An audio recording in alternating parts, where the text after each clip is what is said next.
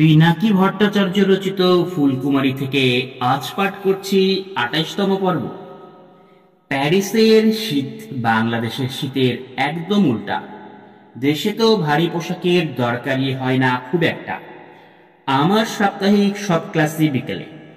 Class শেষ হতে হতে বেশ রাত হয়ে যায়, আর এত রাতে ঠান্ডা হাওয়ার মধ্যে ঘরে ফেরা বিরাট চাপের ব্যাপার। তার উপর প্যারিসে অস্বাভাবিকভাবে বরফ পড়ছে এই বছর। একদিন একটা বিলবোর্ড নজরে পড়ল মেট্রো স্টেশনে। বিরাট ছাড়ে একটা লাল জ্যাকেট বিক্রি হচ্ছে। ছাড়ের লোভ সামলাতে না পেরে শেষমেশ জ্যাকেটটা কিনেই ফেললাম। এমন ঝামেলাপূর্ণ আবহাওয়ায় জ্যাকেটটা বেশ কাজে দেবে মনে হচ্ছে। বড় বড় পকেট আর ছোটখাটো বই রাখার মতো জায়গা আছে। জ্যাকেটটা পরলে ব্যাগ নেওয়ার আর দরকার হবে না। আর আমি যেহেতু লম্বা, তাই পকেটগুলো কিঞ্চিত উঁচু হয়ে থাকলেও বেমানান লাগবে না। প্যারিসে নিজের জন্য কেনাকাটার ব্যাপারে আমি খুব হিসাব করে চলি। মুহাজির হয়ে আমি যখন প্রথম এখানে আসি, সেই শুরুর দিনগুলোতে খুব সংযম করে চলতে হতো আমাকে। মূলত সেই সময়ই আমাকে সংযমের শিক্ষা দিয়েছে। মেয়াদ শেষ অবস্থায় আছে এমন খাবার খুঁজতাম তখন। এই উদ্দেশ্যে আমার অ্যাপার্টমেন্টের পাশের সুপারমার্কেটে নিয়মিত যেতাম আমি। সারি সারি তাকে কাঁচা শাকসবজি, ফল সাজানো থাকতো। আমি তাক আবার সবসময় নজরদারি করতাম চিরকালের গোমরামুখ কয়েক ডজন লোক। শুধু এদের ভুতুম পেঁচার মতো মুখ আর কাউকে সহজে ছোট করার যে মুদ্রাদোষ, তাই দোকানের সৌন্দর্যের ১২টা বাজানোর জন্য যথেষ্ট। একদিন চেক আউট কাউন্টারে দাঁড়িয়ে আছি, এমন সময় একটা ঘটনা নজরে পড়ল।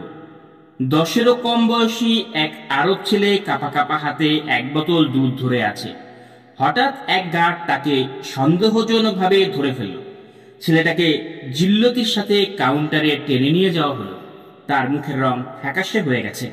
ক্যাশিয়ার বোতলটা চেক করে লজ্জিত হয়ে জানায় যে দুধের বোতলটা পয়সা দিয়ে কিনেছে ছেলেটা।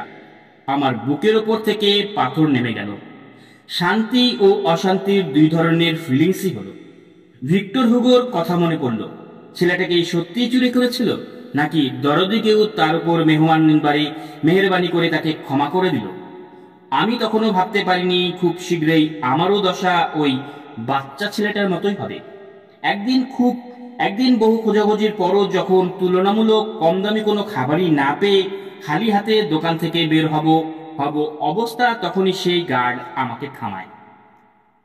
সন্দেহভরা নজরে আমার জ্যাকেটের উঁচু হয়ে থাকা পকেটে কোনো বিচ্ছিত ছাড়াই সোজা হাত ঢুকিয়ে দেয়, যেন কোনো মান সম্মানের লায়কই নই আমি।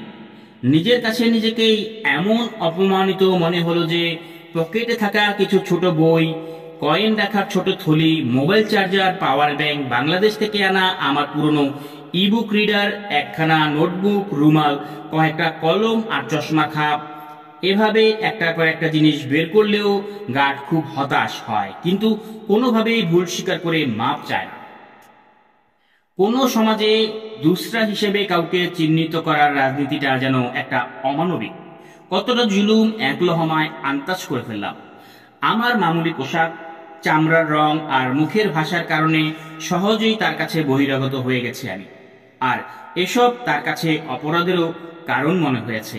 তার নজরে আমি কেবল একজন উটকই নই, বরং এখানে বাস করার যোগ্য নই আমি। ওই মুহূর্তে আমি দাঁড়িয়ে যাই, আর তার অপমানের এক একটা চাবুকের ঘায়ে দগদগ হয়ে ওঠে আমার রুহ। ফুলকুমারীর কথা মনে পড়ে। আমাদের রিস্তার ভেতর কখনো কাউকে মাপামাপির ব্যাপার ছিল না। আহা ভাগ্যবতী, যতক্ষণ আমি তোমার সঙ্গে কাটিয়েছি কখনোই আমার কেউই কাউকে ছোট করে দেখিনি, কারোর কাছেই কাউকে কখনো কৈফিয়ত দেইনি, বেহুদা সন্দেহ করিনি আমরা। অথচ কখনো কখনো তুমি আমার তোফা কবুল করনি, অথচ আমাকে একলা রেখে চলে গেছো তুমি। অনেক পরে যখন গরিবী ও কয়েদি দশা শেষ হবে, আমার কঠিন দিনগুলো শেষ হবে, আমি এই তোফা দেওয়ার ইচ্ছাকে মনে রাখবো, ইজ্জত দেব। তখনও চারদিকে গার্ড থাকবে, তারা হাসবে না, তারা চুপচাপ থাকবে, বেশি কথা বলবে না, ভাস্কর্যের মতো দাঁড়িয়ে থাকবে, কাঁচ আর লোহার তৈরি বিল্ডিং পাহারা দেবে। সেই বিল্ডিংই হবে আমার অফিস। হয়তো তাদের কাজটাই নিরস। সারাদিন মানুষের কেবল আসা যাওয়া দেখা। অফিসের লোক, ভিজিটর আর ডেলিভারি লোকজন আসে যায়। হয়তো এটাই তাদের মনকে বেজান্দি করে দিয়েছে, অথবা দোষটা আমাদেরই। আমরা দ্রুত হাঁটি, তাদেরকে খেয়ালই করি না। আমরা তাদেরকে ওই বিল্ডিং এর দেওয়ালের অংশ ভাবি, তাই তাদের সবার মুখ একই রকম হয়ে থাকে। সবার মুখে একই রুক্ষতা, একই ক্লান্তি। একদিন আমি কফির কাউন্টারের দিকে যাচ্ছিলাম, হঠাৎ খেয়াল করলাম বিস্কুটি আর মাফিনের পাশে একটা কাচের জারে ছোট ছোট চকলেট রাখা। আমি কিছু চকলেট নিলাম। সন্ধ্যায় অফিস থেকে বাইর হওয়ার সময় গার্ডদের কাছে গেলাম। হাতের মুঠোয় সোনালী ফয়েলে মোড়ানো চকলেট। মুঠো ভর্তি চকলেট নিয়ে আমি আমার হাত গার্ডদের দিকে এগিয়ে দিলাম। তারা একটু অবিশ্বাসের নজরে তাকালো, প্রথমে আমার হাতের দিকে, তারপর মুখের দিকে, যেন বুঝে উঠতে পারছে না এই আকস্মিক উপহার তাদের কবুল করা উচিত কিনা, ফিরিয়ে দেওয়া উচিত। শেষ পর্যন্ত তারা চকলেটগুলো নিল। আর ঠিক তখনই আমাদের মধ্যবর্তী নজরের দেওয়ালটা ভেঙে যেতে শুরু করলো। দিন গড়িয়ে যায়, আমি প্রতিদিনই সেই মামুলি রেওয়াজটা চালিয়ে যেতে থাকি। ধীরে ধীরে যখন আমি এগিয়ে যাই, তারা আর আগের মতো কঠোর পুতুলের মতো দাঁড়িয়ে থাকে না। এবার তারা কাচের দরজায় হেলান দিয়ে থাকে।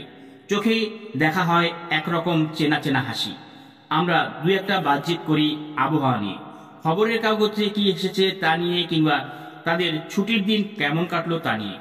আমরা একে অপরকে পার হওয়ার সময় হাসি বিনিময় করি, যেন সোনার আশরাফির চেয়েও দামি এই মুদ্রা।